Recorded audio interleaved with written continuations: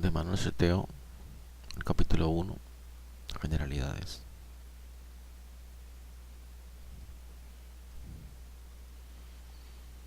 La mácula no es una lesión palpable, aspectos esenciales. La pápula sí. La púrpura senil produce máculas.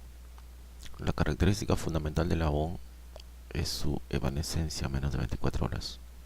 El nódulo se palpa mejor que se ve y es la lesión típica de la paniculitis, la cual es un proceso inflamatorio del tejido adiposo. El signo de Darier,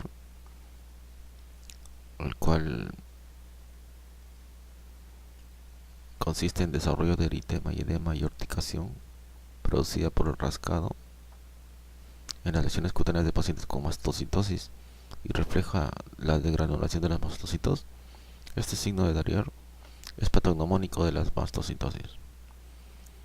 El fenómeno de Patergia, el cual se caracteriza por la aparición de pápulas o pústulas en la zona epidérmica que han padecido algún microtraumatismo y es característico de la enfermedad de Behçet.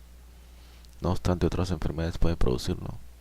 Se da más en varones que en mujeres, no guarda relación con la gravedad de la enfermedad e implica un mayor riesgo vascular. Este fenómeno de Patergia es típico de la enfermedad de Behçet, del pioderma gangrenoso y del síndrome de Sweet,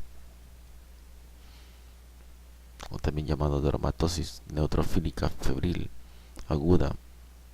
Es una enfermedad de la piel caracterizada por la aparición repentina de fiebre y leucocitosis y pápula eritematosa con placas que a la histología muestran infiltrado de neutrófilos granulares.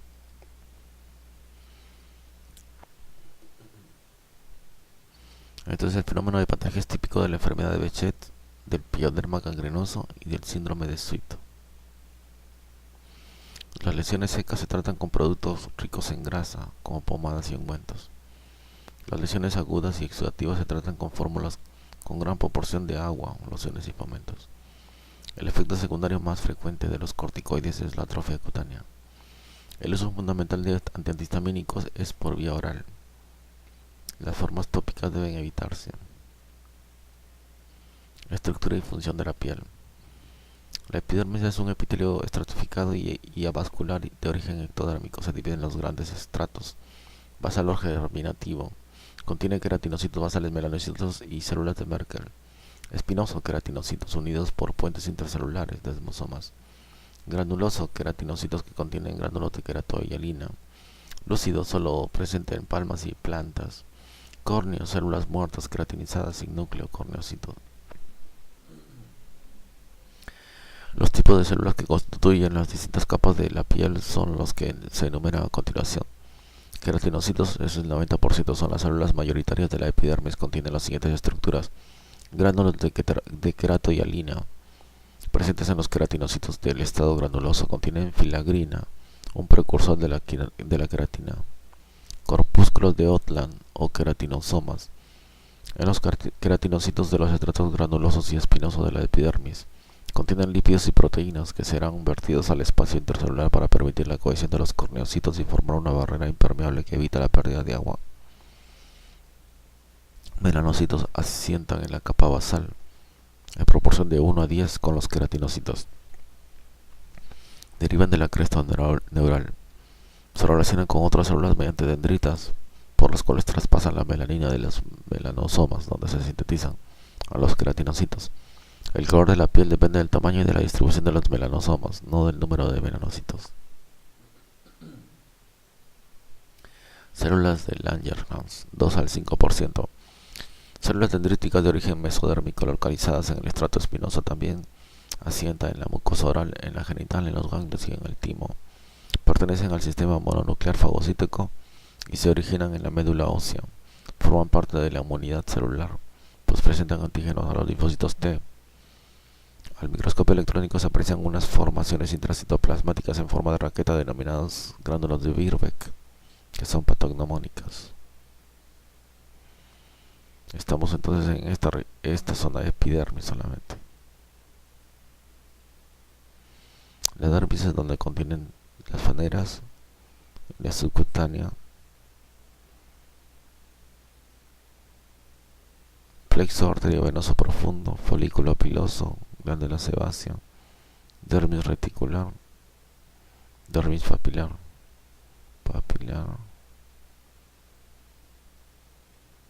y dermis reticular.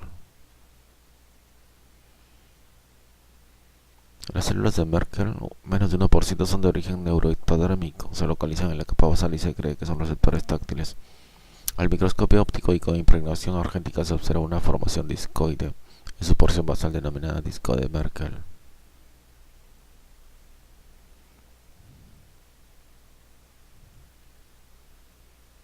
Estructura de la unión dermoepidérmica. Esta es la capa basal de la epidermis, donde hay melanocitos, el estrato espinoso, una célula de Langerhans que tiene gránulos de Birbeck o KT6, estrato granuloso, estrato córneo. Acá está haciendo referencia a la unión de la capa basal mediante hemidesmosomas,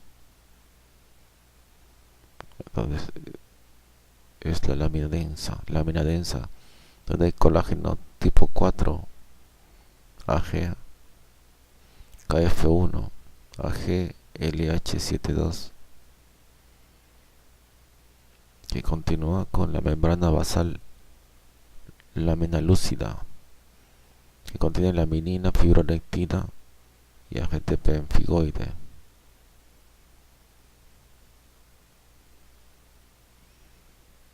Y más abajo, sublámina basal, fibrillas de anclaje, colágeno 7, célula de Merkel.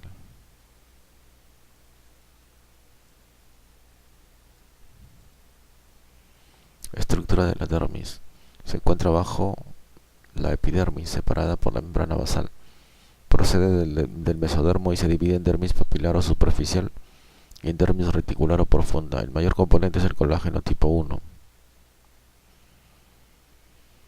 Además existen fibras elásticas, fibroblastos, mastocitos, histocitos, vasos y terminaciones nerviosas. Algunas de estas fibras nerviosas forman los corpúsculos de Meissner en las papilas dérmicas responsables del tacto, y los de Batter-Pacini en la dermis profunda que responden a la presión. En la dermis se encuentran los anejos cutáneos con los siguientes: folículos pilosos se localizan en toda la superficie corporal excepto en las palmas y las plantas. El pelo tiene 3 fases en su ciclo de crecimiento. Anágeno, 2 a 5 años, dura fase de crecimiento. Catágeno, 2 a 5 semanas, involución. Telógeno, 2 a 5 meses, caída.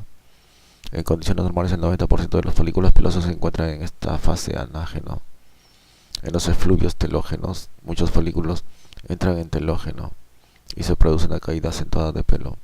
Es frecuente tras el parto por una infección o un estrés intenso. El número y la distribución corporal de los folículos pilosos está condicionado por factores genéticos y hormonales. El desarrollo exagerado de pelo en un individuo no depende de alteraciones androgénicas. Se le denomina hipertricosis. El hirsutismo es un aumento del pelo en mujeres por exceso androgénico en localizaciones propias de varones, por lo que no es un término aplicable al varón. El folículo se divide en 3 partes anatómicas: infundíbulo o porción superior entre el orificio folicular y la desembocadura de la glándula sebácea; istmo o zona media que llega hasta la inserción del músculo erector del pelo; y porción inferior o base. Fisiología de las glándulas cutáneas. Esta es una glándula sudorípara apocrina. Secreción apocrina por decapitación. Está activada por el sistema nervioso central adrenérgico. Hidrosadenitis. La patología es hidrosadenitis. Una glándula ecrina, secreción merocrina, exocitosis. Aquí hay exocitosis. El sistema nervioso es por medio de neurotransmisor colinérgico. Periporitis, exceso de sudor, periporitis.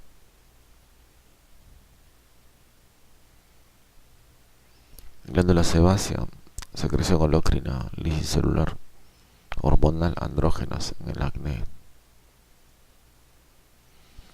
Glándulas sudoríparas ecrinas localizadas en casi todo el cuerpo. ecrina. En especial en las palmas, las plantas y las axilas, su secreción es merocrina por exocitosis, sin pérdida celular, y se regula por el sistema nervioso autónomo, fibras colinérgicas. Glándula sudorípara apocrina.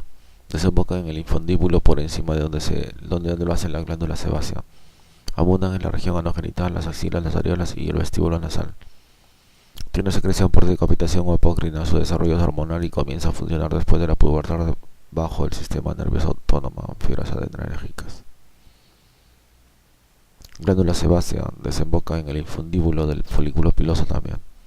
Se distribuyen por toda la superficie corporal excepto en las palmas y en las plantas. Su secreción es holocrina, toda la célula por pérdida celular, y su control es hormonal. Lesiones cutáneas elementales, lesiones clínicas primarias de contenido líquido, vesícula, formación elevada menor de 0.5 centímetros. Ampolla, lesión igual o mayor a 0.5 centímetros. Flictena, una ampolla de gran tamaño. Pústula es una vesícula con contenido purulento. Quiste, lesión encapsulada de líquido o semisólido. Esos fueron los líquidos, ahora de consistencia sólida. Mácula, pápula, abón, nódulo, tubérculo, goma. Mácula, cambio de coloración de la piel sin relieve, no palpable. Cuando una mácula es de color rojo se describe como eritematosa, y si no desaparece a la vitropresión se denomina purpúrica. Traduce la existencia de sangre extravasada. Esta es una púrpura palpable en una vasculitis por hipersensibilidad. En el diagnóstico diferencial de las lesiones purpúricas se debe tener en cuenta la púrpura senil, que consiste en la aparición de máculas violáceas en zonas expuestas a traumatismo como consecuencia de la fragilidad capilar. También producen púrpuras de vasculitis leucocitoclásticas, que típicamente dan pápulas purpúricas palpables, pero no nódulos. Figura 4. La pápula, elevación sólida pequeña, menor de 1 centímetro y circunscrita de la piel, que se resuelve sin dejar cicatriz. Si es igual o superior a 1 centímetro se denomina placa. Ambas son palpables, a diferencia de la mácula.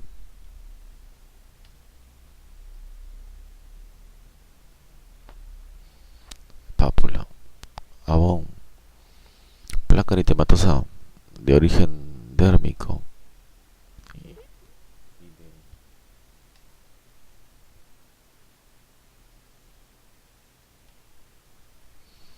Abón es placa eritematosa de origen dérmico y de evolución fugaz, desaparece en menos de 24 horas.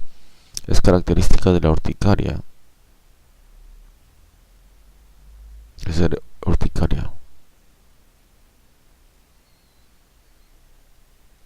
Nódulo, lesión hipodérmica circunscrita identificada por palpación y que puede o no hacer relieve, se toca mejor que se ve. Es la lesión típica de la paniculitis, como el eritema nodoso. Tubérculo, nódulo elevado, circunscrito, infiltrado, que aunque se resuelve suele dejar cicatriz, que cuando se resuelve. Goma, infiltración granulomatosa que tiende a resplandecerse y a abrirse al exterior. Secundarias hay destinadas a eliminarse, como escama, costra y escara.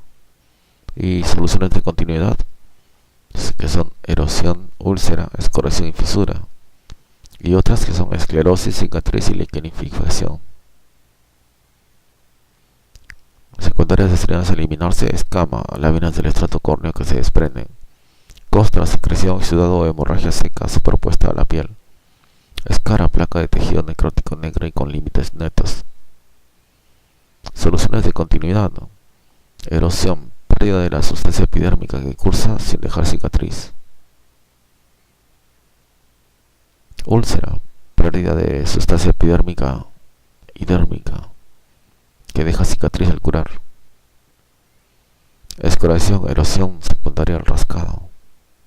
Fisura, hendidura que llega a dermis alta. En otras, esclerosis, induración de la piel con pérdida de su elasticidad debido a la fibrosis y a colagenización dérmica. Cicatriz, tejido fibroso que reemplaza la piel normal. Liquenificación, engrosamiento de la epidermis con acentuación de los pliegues de la piel secundaria al rascado crónico. Liquenificación también.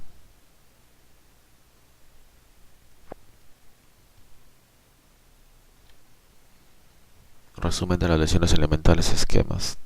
Bueno, en otras todavía estábamos intertrigo, lesión cutánea situada en los pliegues, entre los dedos, axilas. Telangiectasia, mácula eritematosa secundaria a una dilatación permanente de un vaso cutáneo. Poiquilodermia, áreas hipo e hipersegmentadas con atrofia y telangiectasias.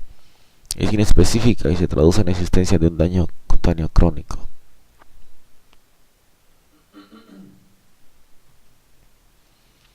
Lesiones elementales: mácula, vesícula, pápula, erosión, abón, fisura, nódulo, quiste. Ahora, lesiones histológicas. Las lesiones histológicas de la piel son las siguientes: hiperkeratosis, aumento de la capa córnea, verrugas, psoriasis. Hipergranulosis, crecimiento de la granulosa. Acantosis, aumento del estrato espinoso. Acantólisis, ruptura de los puentes intercelulares del estrato espinoso, típica de los pénficos. Espongiosis, edema intercelular intraepidérmico, propia del eczema. Balonización, edema intracelular, como en el herpes. Parakeratosis, presencia de núcleos en los corneocitos, típica de la psoriasis. Disqueratosis, la queratinización anómala de células individuales del estrato espinoso, típica de la enfermedad de Darrier. Papilomatosis, aumento de longitud de las papilas dérmicas, psoriasis. Signos útiles en el diagnóstico dermatológico. Los signos útiles en el diagnóstico dermatológico son los siguientes: fenómeno isomórfico de Koebner. Consiste en la aparición de lesiones propias de una dermatosis en zonas de presión o traumatizadas. Es típico de enfermedades eritomatodeescamativas como psoriasis, líquen plano, como fenómeno de Koebner, líquen plano sobre cicatriz de la parotomía.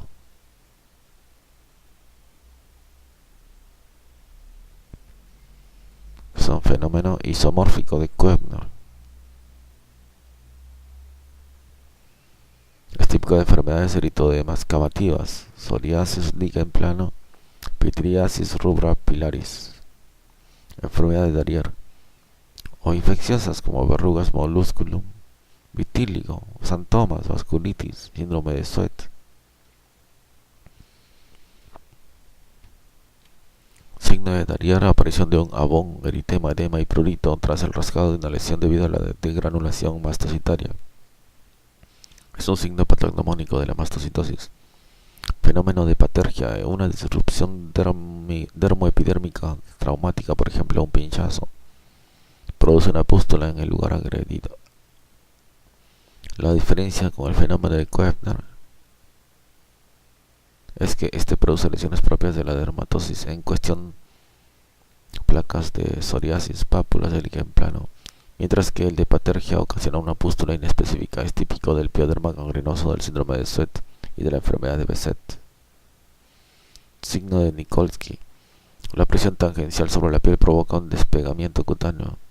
Se produce en el pénfigo vulgar, en la necrólisis epidérmica tóxica, en el síndrome estafilocócico de la piel escaldada y en el impetigo apoyoso. Dermatosis fotosensibles: brotan o se agravan con el sol. La fotosensibilidad se observa en el lupus eritematoso, en algunas porfirias o en enfermedades de Darrier, entre otras. Dermatosis agravadas por el sol: lupus, porfirias, Darrier, rosácea, herpes simple, cáncer de piel.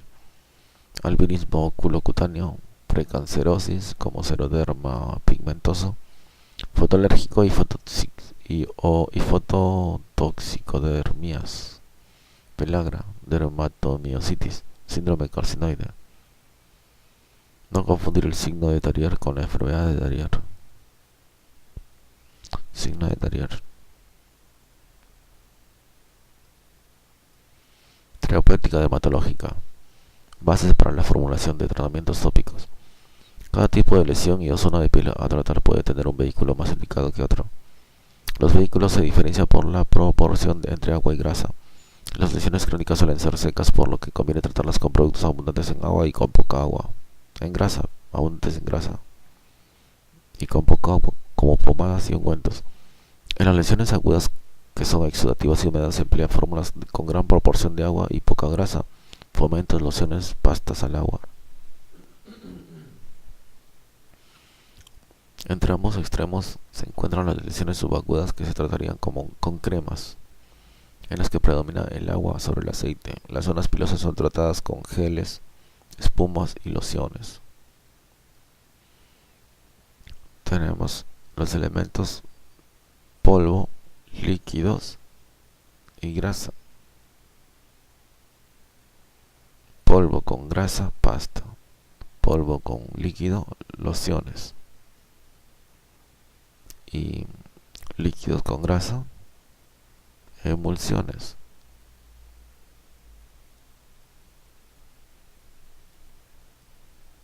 Las fases, eso tiene una sola fase: los ungüentos, los fomentos y el polvo. La pasta, emulsiones y lociones tienen dos fases, y la pasta al agua tiene tres fases. Corticosteroides tópicos. Producen efecto antiinflamatorio, inmunodepresor y vasoconstrictor. La hidrocortisona es de baja potencia, la betametasona de potencia media alta y el clobetasol de potencia muy alta. En zonas de piel fina, cara, pliegues, se prefieren de baja potencia por tener estas áreas mayor absorción. En cambio, en la piel gruesa, palmas, plantas, dermatosis liquenificadas, se tiende a usar los más potentes. El principal efecto secundario de los corticoides tópicos es la atrofia cutánea y la aparición de estrías. Otros efectos adversos son la aparición de hipopigmentaciones, como hipertricosis, dermatitis perioral, acné esteroidea y retraso en la cicatrización de las heridas.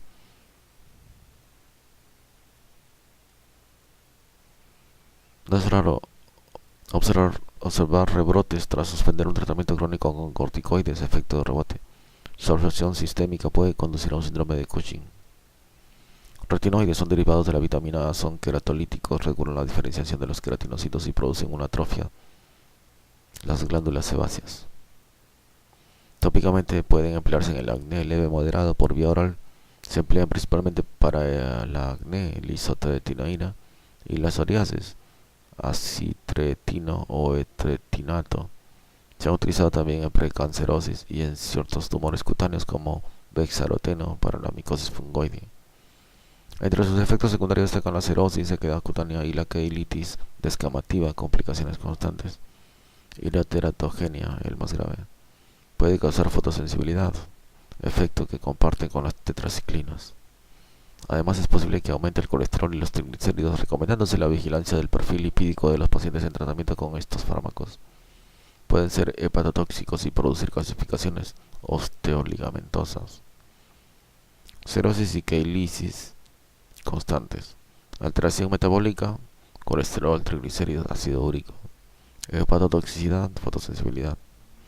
Teratogenia, hipertensión intracranial, calcificaciones. Antihistamínicos deben emplearse por vía oral. Los preparados tópicos son desaconsejables, puesto que pueden producir fotosensibilidad. Tópicamente no se controla su absorción y pueden ocasionar una dermatitis de contacto irritativa. Todos los anti-H1 clásicos atraviesan la barrera hematoencefálica y producen somnolencia y efectos anticolinérgicos, por ejemplo, hidroxina, difenidramina, clorfeniramina. Actualmente existen antihistamínicos que carecen de estos efectos, como cetiricina, fexofenadina, loratadina, evastina. Terapéutica física, láser. Es una luz coherente con una longitud de onda determinada. Se emplea para el tratamiento de lesiones vasculares. Láser colorante pulsado. Cirugías dermatológicas y tratamiento de algunas lesiones epidérmicas. Láser CO2. Cirugía de Mohs. Microcirugía de lesiones tumorales en las que se pretende extirpar la mínima cantidad de tejido sano posible. Para ello se realizan biopsias intraoperatorias hasta confirmar la existencia de márgenes quirúrgicos libres de tumor. Está indicada en tumores poco agresivos como epitelioma vasocelular y en zonas donde sea importante preservar el máximo de tejido sano. Canto interno del ojo. Radioterapia.